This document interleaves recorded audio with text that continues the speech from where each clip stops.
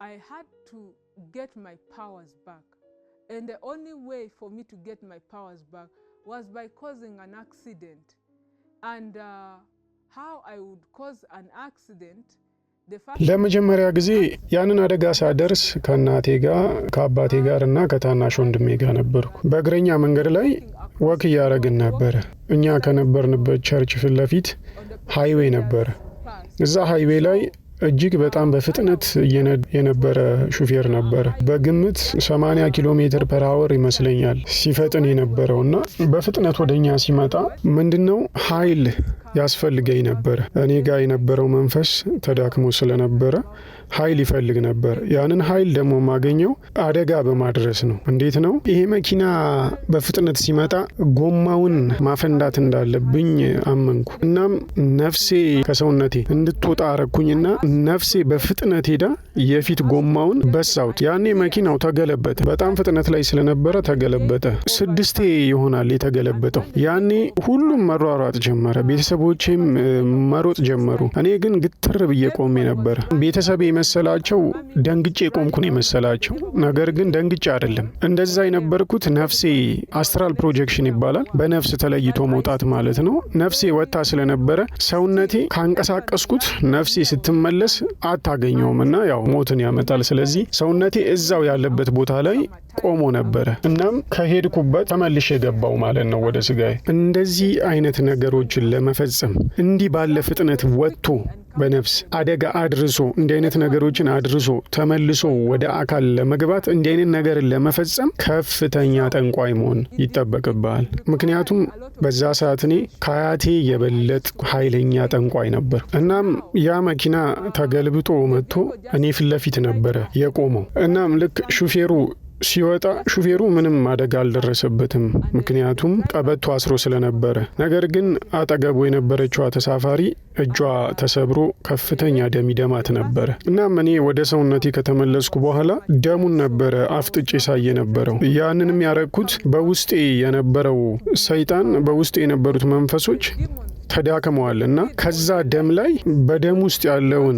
የህይወት ኃይል ሲወስዱ ነው ድጋሚ ጉልበት የሚያገኙት። ሰይጣን ደሙን አይደለም የሚፈልገው፣ ደም ውስጥ ያለውን የህይወት ኃይል ነው የሚፈልገው። ነፍስ በደም ውስጥ ስለሆነች የነፍስን ኃይል ነው የሚፈልገው። እናም ልክ መኪናው ከተገለበጠ በኋላ ነፍሴ ወደ ስጋዬ እንደተመለሰች እናቴ መጣ። ምን ሆነሽ ነው ልጄ አለችኝ። በጣም ደነገጥኩ። ከከፍተኛ እንቅልፍ ላይ የነቃው ያህል መሰለኝ። እናም ደንግጬ ማሚ እናቴ ደንግጫለሁ፣ ፈርቻለሁ አልኳት። አይዞሽ አትፍሪ አለችኝ። ከዛ በኋላ ከዛ ከተማ ደግሞ መኪና ይዘን ወደ ሌላ ከተማ ሄድን ማለት ነው። የዛኑ ቀን እዛም ከተማ ላይ አደጋ ደረስኩ። ከዛ በኋላ ደግሞ በሆስፒታል ነበር ያለፍነው። በዛ ሆስፒታል ውስጥ ገብቼ ሳልፍ እያንዳንዱ ክፍል ውስጥ የነበሩ ሰዎች እየሞቱ ነበር።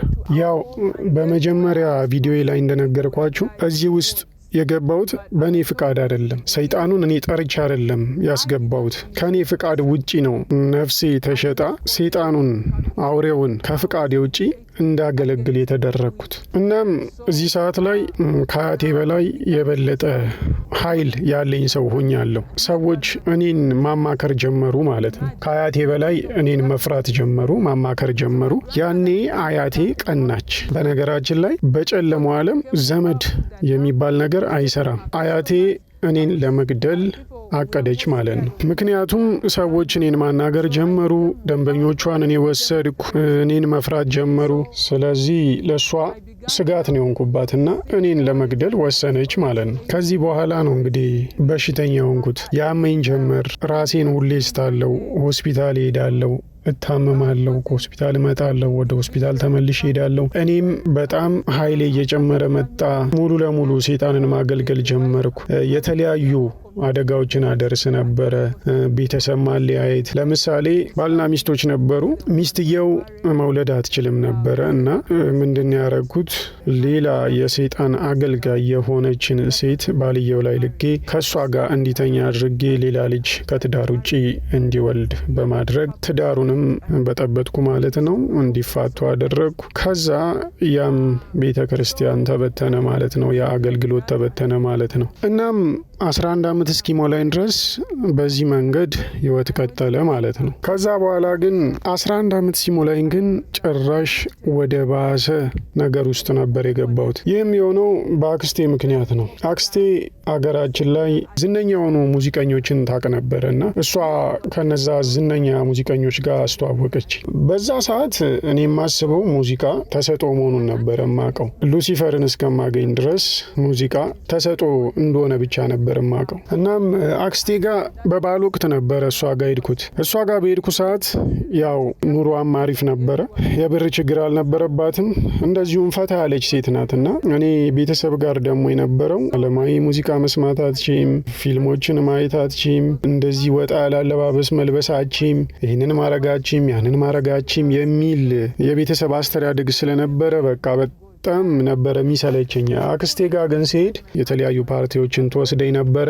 እናም በቃ ፓርቲ ከወሰደችኝ በኋላ ዝነኛ ከሆኑ ሙዚቀኞች ጋር አስተዋወቀችኝ። ከዛ በኋላ ለመጠጥ ተጋለጥኩ፣ ለሲጋራ ተጋለጥኩ፣ ለማይሆን አለባበስ ተጋለጥኩ፣ የማይሆኑ ጓደኞችን አወቅኩና አክስቴ እዚህ ውስጥ እንግዲህ አስገባችኝ ማለት ነው። እናም አንድ ፓርቲ ላይ አንድ የዝነኛ ሙዚቀኛ ወንድም ተዋወቅኩ። ይሄ ወንድሙም ዘፋኝ ነው፣ ያኛውም ዘፋኝ ነው። ቤተሰብ ሆነው ሙዚቀኞች ናቸው እና እነሱን ተዋወቅኩ ማለት ነው። እናም ወደ ቤት ስመለስ በጣም አስቸጋሪ ልጅ ሆንኩ ማለት ነው። እነኚህን ወንድማማቾች መተዋወቅ ያው ቤተሰባቸው እንዳለ ሙዚቀኛ ነው። ስሙም ዊዛርድ ይባላል። ምናልባት የኡጋንዳ ሙዚቃ የምትከታተሉ ከሆነ ታውቁታላችሁ።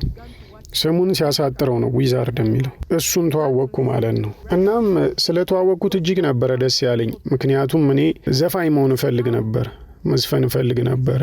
የነዚህን የወንድማማቾች ሙዚቃ በደንብ መስማት ማዳመጥ ጀመርኩ ማለት ነው። እነሱን ካገኘው በኋላ መጥፎ የነበረው ህይወቴ ወደ አስቀያሚ ወደ ተባለ ህይወት የበለጠ ተሸጋገረ ማለት ነው።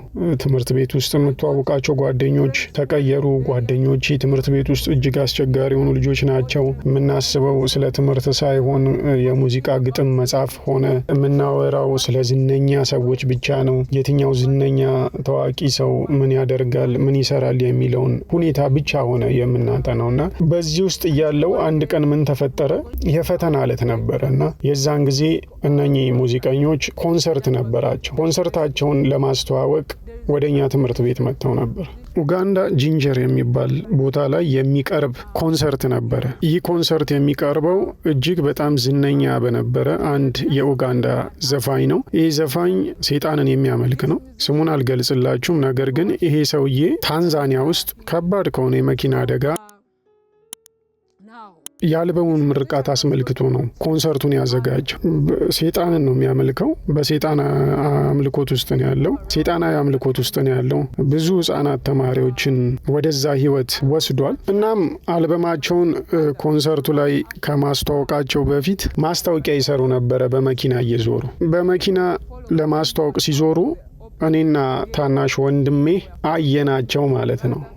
ባየናቸው ጊዜ እኛም በዛ ተስበን ያንን ዝነኛ ሙዚቀኛ ለማየት ተሯሩጠን ሄድን ማለት ነው ከወንድሜ ጋር። እሱ መኪና ውስጥ ነበር። ይሄ ሙዚቀኛ ጣሪያው ክፍት በሆነ መኪና ወጥቶ እኔና ወንድሜ እሱን ለማየት የሮጥን ሄድ ነበረ። የዚሁ ሙዚቀኛ ወንድም ነበረ መኪናውን ይዞ ይነዳ የነበረው። አዳራሽ ውስጥ አንድ ዘፈኑን ከአልበሙ ላይ አቀረበ። ካቀረበ በኋላ ድጋሚ ሲወጡ ዘፋኙ ሹፌር ሆነ፣ መኪናውን ያዘ። ወንድምየው ደግሞ በዛ በክፍት ጣሪያው ወጣ ማለት ነው። ያኔ እኔና ወንድሜ ተጋፍተን መኪናው ጋር ደረስኩ። ምክንያቱም የምወደው ሙዚቀኛ ነውና እሱን ማየት ፈልጌ ነበረ። እናም እሱን ለማየት በመኪናው በመስታወቱ በኩል ብቅ ብዬ አየሁት። ሳየው ግን አይኑ ወደ ሌላ ነገር ነው የተቀየረው። አይኑን እንዴት አድርጌ እንደምገልጽላችሁ አላቅም።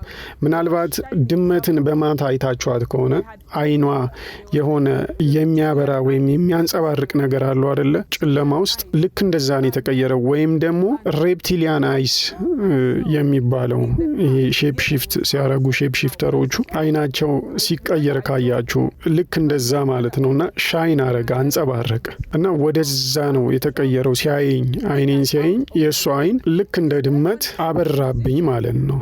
ወደዛ ነው የተቀየረው። ከዛ የተፈጠረው ነገር ምንድን ነው? እኔ ሰውነቴ ውጭ ሆኖ ሳለ ነፍሴን መኪና ውስጥ ነው ያየዋት። እንዴት እንዴት መሰላችሁ? እንደነገርኳችሁ ቀደም ብዬ አያቴ እኔን ለመናፍስት ስላጋለጠች በነፍስ የተለያየ ቦታ ወጥቶ መሄድን አውቃለሁ እና ስሜቱንም አውቀዋለሁ። ይሄ ግን ሌላ ነገር ነው የሆነው። ነፍሴ መኪና ውስጥ ናት፣ የኔ ሰውነት ከመኪና ውጪ ነው። ይሄ ሙዚቀኛ ነፍሴን በጠርሙስ ውስጥ ይዟት፣ ያ የኔ መጨረሻ ቀን ሆነ ማለት ነው። ምክንያቱም ከዛ በኋላ የኔ ሰውነት የኔ አልነበረም።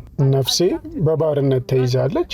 ሰውነቴ ግን እዚህ ምድር ላይ የሚፈጽመውና የሚያደርገው ነገር የኔ አልነበረም። ሰውነቴ አሻንጉሊት ነበረ ማለት ነው። በጨለማው መንግስት የሚታዘዝ ሰውነት ነበረ።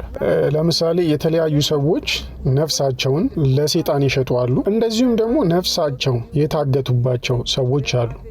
ከዛ ውስጥ አንዷ እኔ ነኝ። የኔ ነፍስ ታግቶ ነበረ፣ በጠርሙስ ውስጥ ተይዛ ነበር። አሁን ከዚህ በኋላ በደንብ እንድንግባባ ነግራችኋለሁ። ነፍሴ የሆነበትን ነገር፣ ነፍሴ የገጠመውን ነገር ለብቻ፣ እንደዚሁም አካሌ እያልኩ እየለያየው ነግራችኋለሁ ማለት ነው። እናም ከዚህ በኋላ ምን አረገ?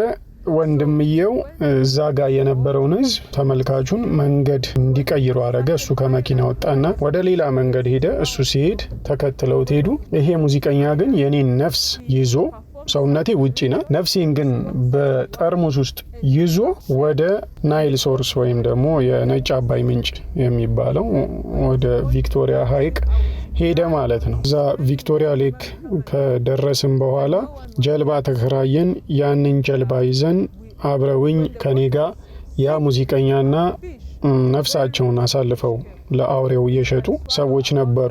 ያንን ጀልባ ይዘን አንድ ደሴት ወዳለበት ቦታ ሄድን። ያ ደሴት ይሄ ሙዚቀኛ ኃይሉን ያገኘበት ቦታ ነው። አጋንንቱን ተዋርሶ ኃይሉን ያገኘበት ቦታ ነው የወሰደኝ። እዛ ደሴት ጋር ስንደርስ ይሄ ሙዚቀኛ የተለያዩ የአምልኮ ስርዓቶችን መፈጸም ጀመረ። የተለያዩ ድግምቶችን መድገም ጀመረ። እንቁላሎችን ጣለ ማለት ነው እዛ ውሃ ውስጥ። ከዛ በኋላ ጀልባ ወደ ታች ነው መስመጥ የጀመረችው። ማለት ካለንበት ውሃው ጀልባው ወደ ታች መስመጥ ጀመረ። እናም ያኔ መጮና ማልቀስ ጀመርኩ። እናቴ አባቴ እርዱኝ እያልኩ መጮ ጀመርኩ። ነገር ግን በዛ ሰዓት ላይ ማንም የሚረዳኝ አልነበረም። እናም ልክ የነበርንበት ጀልባ ወደ ታች መስመጥ ሲጀምር እጅግ ግዙፍ የሆነ አሳ ነው የመጣው። ይሄ አሳ 50 ሰው መዋጥ ይችላል። በነገራችን ላይ እየሆነ የነበረውን ነገር እያንዳንዱን ነገር አብረውኝ የነበሩ ሰዎች ያውቁ ነበር። አብረውኝ ከነበሩ ሰዎች ውስጥ ፖለቲከኞች ነበሩ፣ ባለሀብቶች ነበሩ፣ ዝነኛና ታዋቂ ሙዚቀኞች ነበሩ። ከአውሬው ወይም ደግሞ ከሉሲፈር ኃይልን ለማግኘት ዝናን ለማግኘት ብለው እዛ የሚመላለሱ ሰዎች ናቸው እና የሚሆነውን ነገር ያውቃሉ። ከዚህ በኋላ ሁላችንም የአሳው ሆድ ውስጥ ገባን ማለት ነው። ጀልባውን ካከራየን ሰው ውጪ ሁላችንም በአሳው ተዋጥን። የአሳው ሆድ ውስጥ ገባን። በአሳው ሆድ ውስጥ መግባት ማለት በሬሳ ሳጥን ውስጥ እንደ መግባት ቁጠሩት። እጅግ በጣም ይከረፋል፣ ጨለማ ነው፣ ያስፈራል። እጅግ በጣም አስቀያሚ ቦታ ነው። አንዳንድ ሰው እንዴት አሳ ሆድ ውስጥ ገባችሁ ሊል ይችላል። የዮናስን ታሪክ መጽሐፍ ቅዱስ ላይ ማየት ይችላል። እናም እዚህ የአሳ ሆድ ውስጥ ከገባው በኋላ ራሴን እስታለሁ፣ መልሼ ነቃለሁ፣ ራሴን እስታለሁ፣ መልሼ ነቃለሁ። ብቻ ይሄ የመንፈሳዊ ዓለም እኛ ከምናውቀው ዓለም እጅግ በጣም ይፈጥናል። የጊዜው ጉዳይም ይለያያል። ራሴን ከሳትኩበት ስነቃ አሳው ተፋን ማለት ነው። አሳው የተፋን የአንድ ትልቅ ዋሻ መግቢያ በር ላይ ነው። ያ ዋሻ 7 በሮች ነበሩት። እንግዲህ ይሄ ቦታ ነው ሲኦል በመባል የሚታወቀው። 7 ደጆች ነበሩት። ልክ አሳው የሆነ የዋሻ በር መግቢያ ላይ ነበር የተፋን። እናም ይሄ ዋሻ 7 ደጃፎች ነበሩት ወይም መግቢያ በሮች ነበሩት። እነዚህ በሮች ጋር በደረስን ቁጥር ይከፍቱ የነበሩት አጋንንቶች ነበሩ። እናም እነኛ አጋንንቶች እኔን ባዩ ጊዜ ልክ እንደ ኋላ ቀር አኗኗር እንደሚኖሩ ሰዎች ነው በቃ ተደንቀውና ተገርመው ቆዳዬን፣ ጸጉሬን ይነኩት የነበረው። እኔም እንደዚህ አይነት ፍጥረት ከዚህ በፊት አይቼ አላቅም ነበር። ብዙ ጊዜ ሰዎች ይጠይቁኛል እነኚህ ያየሻቸው ፍጥረታት ምን ይመስላሉ ብለው። በአጭሩ ለመግለጽ ልክ እንደ ሬፕቲሊያን አይነት ያሉ ፍጥረታት ናቸው። እኔ ራሴ በጣም ፈርቼ ስለነበረ ወደ ኋላ ልመለስ ብሞክርም ይጎትቱኝ ነበር ወደፊት። ከዛ በኋላ እጄን በሰንሰለት አሰሩኝ ማለት ነው። ከዛ በኋላ ወደ ሲኦል ወረወሩኝ። ከዛ በኋላ ወደ ሲኦል አስገቡኝ ማለት ነው። ስለ ሲኦል በሌላ ጊዜ ነግራችኋለሁ በሌላ ቪዲዮ። ምክንያቱም እኔ በሲኦል ረጅም ዓመታትን ኖሬያለሁ ቆይቻለሁ። እናም ሲኦል ምን ይመስላል፣ የእሳት ባህሩ ምን ይመስላል፣ የአውሬው ዙፋን ምን ይመስላል፣ አውሬው ምን ይመስላል የሚለውን በአጠቃላይ ነግራችኋለሁ።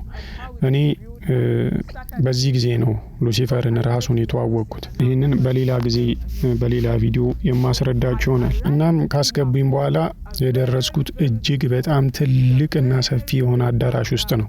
እዛ አዳራሽ ላይ በጣም ረጅም ሬድ ካርፔት የምንለው ቀይ ምንጣፍ ነበረ። ይህ ቀይ ምንጣፍ የሚመጣው አፉን ከከፈተ ዘንዶ ውስጥ የወጣ ምላስ ነው። ይሄ አፉን የከፈተ ዘንዶ የአውሬው ዙፋን የተቀመጠበት አሰራሩ ስሪቱ እንደዛ ነው። የአውሬው ዙፋን የተቀመጠበት ነው። ከዛ ከተከፈተው አፍ ውስጥ ዙፋኑ አለ። ያ ከተከፈተው አፍ ውስጥ የሚወጣ ረጅም ምላስ ነው እስከ ሲኦል ደጃፍ መግቢያ ድረስ የተዘረጋው።